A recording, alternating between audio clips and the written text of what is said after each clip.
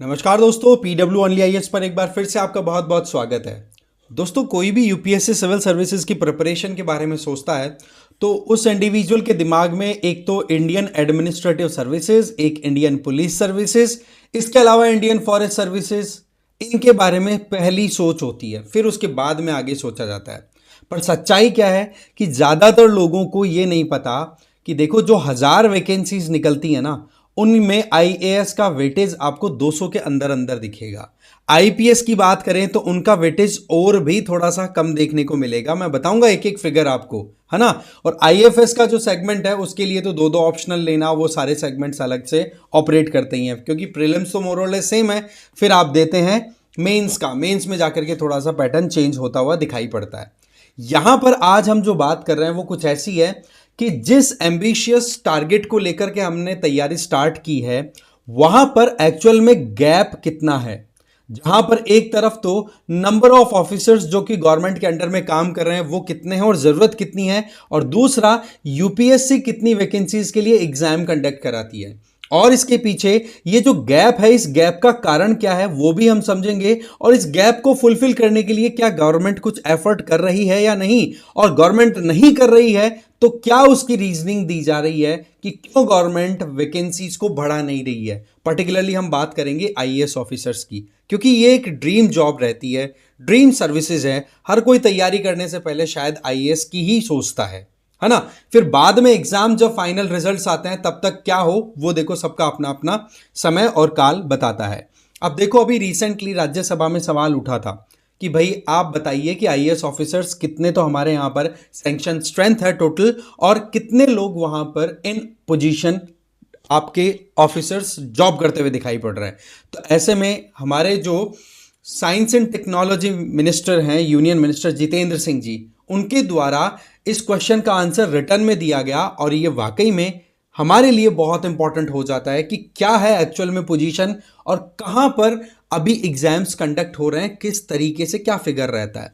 सबसे पहले तो आईएएस ऑफिसर्स के लिए इन्होंने अपना डेटा रिलीज किया कि देखा जाए तो वैसे हमारे यहां पर 1316 वैकेंसीज हैं, सीधी वैकेंसीज हैं 1316, है ना। और आईएएस के अंदर, और आईपीएस में लगभग 600 के लगभग आपके वैकेंसीज चल रही हैं। आईएएस में 1 जनवरी 2024 की हम बात करें तो 6856 आईएएस ऑफिसर्स की हमारे यहां पर पोजीशन है ना, सैंक्शन स्ट्रेंथ है कि इतने आईएएस ऑफिसर्स एक साथ काम कर सकते हैं पूरे देश को रन कराने में।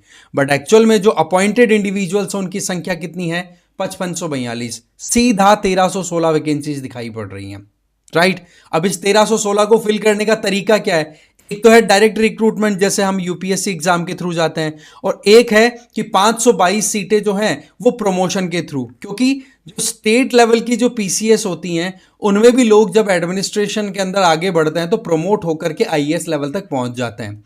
तो इस तरीके से 794 सीटें जो हैं वो सीधी डायरेक्ट रिक्रूटमेंट के बेसिस पे फुलफिल होनी है। बट अगेन मैं बता दूं कि यहां पर ये गैप है ना, ये बताया जा रहा है जिस तरीके से ट्रेंड चल रहा है, टारगेट तो था कि 2025 तक ये फुलफिल कर दिया जाएगा गैप, बट ये फुलफिल नहीं होगा, ये क्लियर दिखाई पड़ रहा है। क्यों, मैं आगे बताऊंगा किस तरीके से सीटों का सेग्रीगेशन आप देख पाते हैं। सिमिलरली आईपीएस ऑफिसर्स की सैंक्शन स्ट्रेंथ है 4469, उनमें से आपके पास में आईपीएस ऑफिसर्स की संख्या है 5055। इसमें से 586 जो वैकेंसीज हैं, आप देखेंगे कि 209 तो वैकेंसीज आपको फुलफिल करनी है डायरेक्ट रिक्रूटमेंट के आधार पर, और 377 आपको प्रमोशन के आधार पर। इसका मतलब डायरेक्ट रिक्रूटमेंट वाला तो देखो फिर भी कैची है, आराम से मिल जाएगा, क्योंकि मैं बताऊंगा अभी फिगर की कितना हमारा आईपीएस का वैकेंसी निकलती है, जबकि प्रमोशन वाला है इसमें लैगिंग आ रही है। इसी तरीके से फॉरेस्ट सर्विसेज में भी 2151 हमारे यहाँ पर आप कह सकते हो कि जो ऑफिसर्स हैं वो काम कर रहे हैं, जबकि टोटल जो सैंक्शन स्ट्रेंथ है वो 3193 है। इसका मतलब यहाँ पर भी 1000 के ऊपर वैकेंसीज आपको देखने को मिल रही हैं, जिसमें 503 डायरेक्ट रिक्रूटमेंट के आधार पर और 539 प्रमोशन के आधार पर फुलफिल करी जानी है। बट सच्चाई यह है कि यह प्रॉब्लम अभी की नहीं है, यह प्रॉब्लम नो से उठा करके देखोगे ना तो नंबर ऑफ वैकेंसीज हमेशा बहुत ज्यादा कम रही है। अभी पिछले 2-3 सालों की बात करें तो आपको फिर भी 1000+ वैकेंसीज देखने को मिलेगी। बट एक तरफ वैकेंसीज है ना, और एक तरफ तो आपके पास में मैन पावर की कमी है ना, आईएएस ऑफिसर्स की, आईपीएस ऑफिसर्स की कमी है। वहीं दूसरी तरफ आप वैकेंसी कम निकाल रहे हो तो एक इफेक्टिव एडमिनिस्ट्रेशन रन कराना बहुत मुश्किल हो जाता है। 2020 में एक रिपोर्ट आती है इंस्टीट्यूट ऑफ पब्लिक एडमिनिस्ट्रेशन के द्वारा। उसके द्वारा यह कहा गया कि अगर हम एक साल के अंदर, हर साल जो एग्जाम कंडक्ट होती है उसमें 180 आईएएस ऑफिसर्स को अगर रिक्रूट करते हैं ना तो 2025 तक हम मोर और लेस इस गैप को फुलफिल कर देंगे। बट सच्चाई यह है कि 2020 के बाद से लेकर अभी तक आप यहां पर नोटिस करो, देखो 2019 में क्या वैकेंसी थी, 927। 2020 में 836, उल्टा कम हुई, फिर 712 पे ही आ गए 2021 में। अब 2022, 23 और 24 ये आपको 1000+ दिखेगी, और 2023 में तो 1105 तक भी कर दी गई थी इस वैकेंसी को बढ़ा करके। ठीक है, तो ये सिचुएशन हमारे लिए क्या शो करती है कि यहां पर आईएएस ऑफिसर्स की वैकेंसी की जो बात की थी Indian institute of public administration, उन्होंने कहा था 180 वैकेंसी होनी चाहिए, तो 180 का टारगेट लिया हुआ है। जैसे 2024 में भी आपका 180 का है, 2023 में भी 180, 22, 21 और 2020, मतलब 180 का पूरा टारगेट है। बट स्टिल 1300 से ज्यादा आपके पास में वैकेंसीज हैं। इससे क्या पूरा टारगेट पूरा होगा? नहीं हो, दिखाई पड़ रहा है। इसी तरीके से आईपीएस ऑफिसर्स की हम बात करें, क्योंकि हम इसको भी बहुत इंपॉर्टेंट टारगेट के तौर पे लेकर के प्रिपरेशन स्टार्ट करते हैं, तो 200 वैकेंसीज अभी लेकर के आगे बढ़ रही है यूपीएससी। और पिछली जो एग्जाम्स हैं उनमें भी आप 200, 200, 219 और 159, 2020 में तो बहुत ही कम थी। ठीक है, तो ये वैकेंसीज का जो ट्रेंड है ना वो आपको शो करेगा कि कितना हमारे यहां पर गैप साफ साफ दिखाई पड़ रहा है। इसी तरीके से फॉरेस्ट सर्विसेज में भी आप नोटिस करेंगे तो वहां पर भी अच्छी खासी गैप आपको देखने को मिल जाएंगी। बाकी जो अलाइड है वो तो लंबी लिस्ट है, अभी आपको मैं पूरी नहीं दिखा पा रहा हूं, एक लंबी लिस्ट रहती है अलाइड में और कौन कौन से आते हैं। अब आप देख लो कि जो लोग लाखों की संख्या में सबसे पहले प्रीलिम्स का एग्जाम देते हैं, प्रीलिम्स के बाद में फिर मेंस क्लियर करना है, मेंस के बाद में फिर इंटरव्यू, और इंटरव्यू में भी जो टॉप में आ रहे हैं, है ना, जनरल कैटेगरी या अनरिजर्व्ड में तो 73, टॉप 73 हैं वो आईएएस के लिए जा सकते हैं। ईडब्ल्यूएस वाले 18 जा सकते हैं, एसटी एससी के 13 एंड 27 रिस्पेक्टिवली, और ओबीसी के लिए 49, और इनके अंदर भी फिजिकली चैलेंज जो भी इंडिविजुअल्स हैं उनके लिए अलग से आपको रिजर्वेशन देखने को मिलेगा। तो ये एक पैटर्न है ना, इसको समझना बहुत ज़्यादा ज़रूरी हमारे लिए हो जाता है। पर फिर सवाल ये आता है कि जब इतनी वैकेंसीज हैं ही तो फिर यहां पर मतलब एक तरीके से इतना ज़्यादा शॉर्टेज चल रही है मैन पावर की, तो वैकेंसीज को फिल करने के लिए इतना नंबर्स को इंक्रीज क्यों नहीं करती है सरकार, या फिर यूपीएससी के द्वारा क्यों नहीं किया जाता? तो इसका जवाब आता है कि देखो आईएएस ऑफिसर्स की संख्या हम मैक्सिमम 180 कर सकते थे, जो कि आप देख रहे हैं कि पिछले 2020 से लगातार मेंटेन्ड है, राइट। ये लबासना की हाईएस्ट आपकी एक कहते हैं ना कि वन बेंच स्ट्रेंथ है।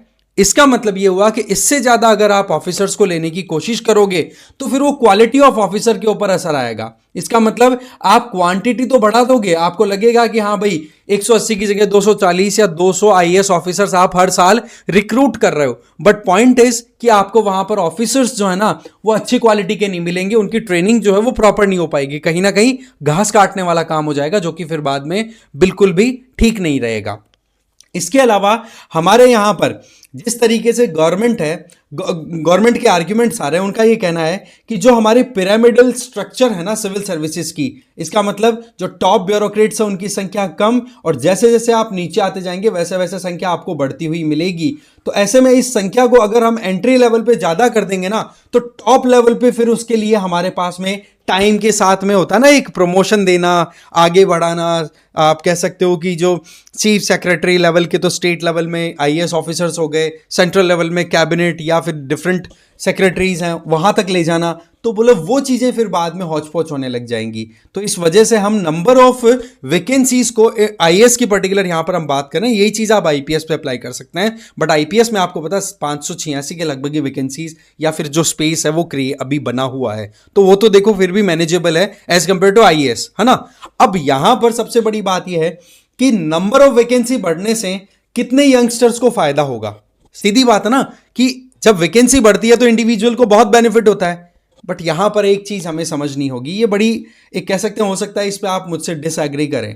देखो, नंबर ऑफ सीट्स बढ़ना बहुत ज़रूरी है क्योंकि एस्पिरेंट्स हैं, लाखों की तादाद में फॉर्म भरे जाते हैं, हज़ारों की तादाद में फिर फाइनल आप कह सकते हो मेंस क्लियर करते हैं, और कुछ हज़ार, है ना, वो लोग फिर इंटरव्यू के लिए अपीयर होते हैं, है ना। तो पॉइंट मेरा ये आ रहा है कि आपको अल्टीमेटली कितनी सीटें चाहिए, एक इंडिविजुअल को नंबर ऑफ सीट कितनी रिक्वायर्ड है, भाई एक ही तो चाहिए। तो हमें देखो हमारी तैयारी पूरी स्ट्रेंथ के साथ में, पूरी समझदारी के साथ आगे करने की ज़रूरत है। बाकी देखो, वैकेंसीज की बात है तो लबासना की स्ट्रेंथ जब बढ़ेगी, जहां पर आईएएस ऑफिसर्स की ट्रेनिंग होती है, तो उसके अकॉर्डिंग और ज़्यादा vacancies government time to time बढ़ा देगी। जैसे ही 2020 में रिकमेंडेशन आई, 180 ऑफिसर्स तो हर साल रिक्रूट हो ही रहे ना, तो इसका मतलब आगे फिर इसका गवर्नमेंट के अटेंशन में तो है ये चीज़ें, पर वही बात है कि कितना इंफ्रास्ट्रक्चर, कितना वहां पर डेवलप होता है। अब आपका क्या मानना है इस मामले में, कमेंट बॉक्स में आप इस मामले में अपनी राय जरूर बताएंगे।